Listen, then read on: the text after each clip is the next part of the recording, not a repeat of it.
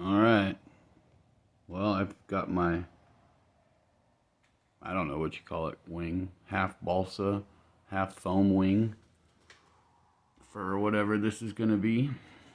Not sure yet.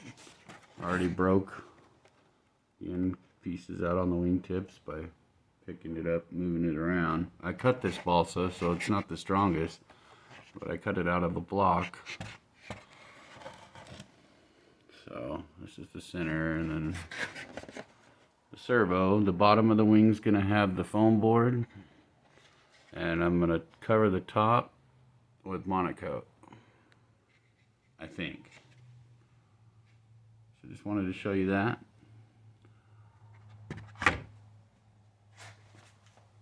On whatever this is gonna be called. I have no idea. Just kind of building it out of my head as I go.